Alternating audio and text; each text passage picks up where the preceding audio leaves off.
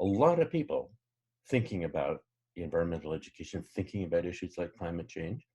And I think that there's a couple of ways of looking at that in a positive light. One is perhaps with so many voices of expressing care and concern, we're creating a greater context for perhaps making a breakthrough. You don't have to be a climate scientist, you don't have to be a renewable energy expert, but it is critical that there's some basic understanding of the dynamics involved, and that's one of the reasons we developed the climate literacy framework.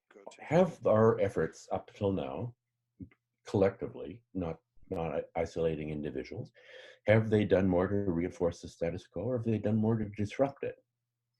And I think we would need to ask the same question of education for sustainable development.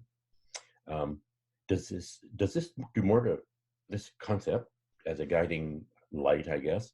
Does it do more to reinforce the status quo, or does it really have the potential to seriously disrupt it? If you're going to change everything as a result of addressing climate change, food, agriculture, transportation, energy production, land use, that's what has to change in order to address climate change.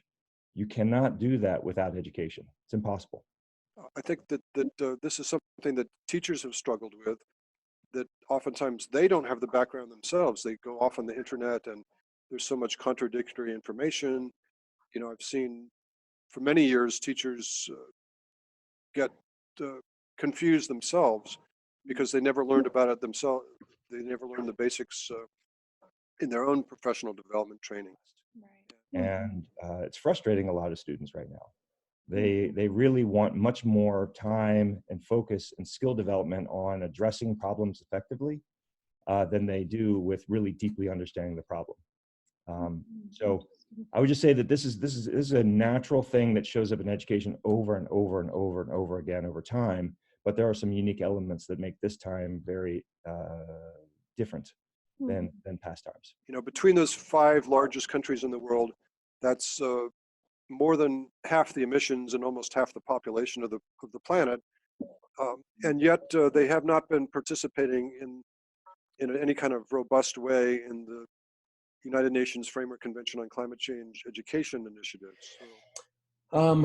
Quite a few years ago, I had the opportunity to do a series of interviews with Arne Næss, the Norwegian philosopher, the fellow that coined the term deep ecology. One of the things that's always struck me that he said was, we've got more than enough science to know that we need to change our ways, but we don't.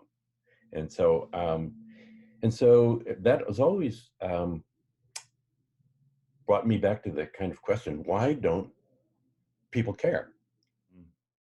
What we're looking at is much bigger than environment, because it is a natural security issue, it is a jobs issue, it is a public health issue, it is a economy issue, it is an equity issue.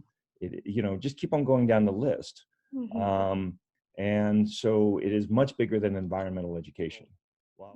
There's a bit of a kind of a dilemma and paradox in education as it's currently structured, which is that the more educated people are, the more their carbon footprint rises. I said earlier, educators naturally come to this work over time, not because the UN has an SDG goal framework, not because the Paris Agreement prioritized education in certain ways.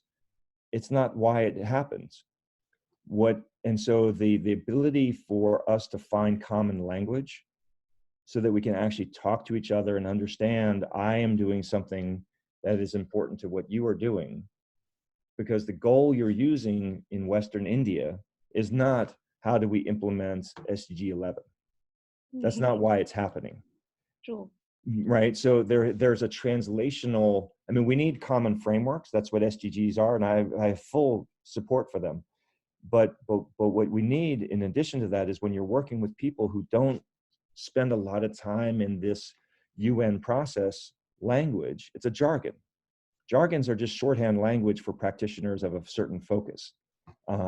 So we need to work actively to, in order for that to happen though, there have to be people who are dedicated to that work, that translational work. They're a bridge. They're ambassadors. You know, they allow things to flow between contexts. And if that doesn't happen, you know, I wouldn't expect much transfer of practice. And, you know, sharing and learning is really the principle of it, right? I have something that you might benefit from. I am interested in learning about what you're doing because it might benefit what I'm doing. That's the root human process. And so how do we facilitate that? That is an important thing to focus on.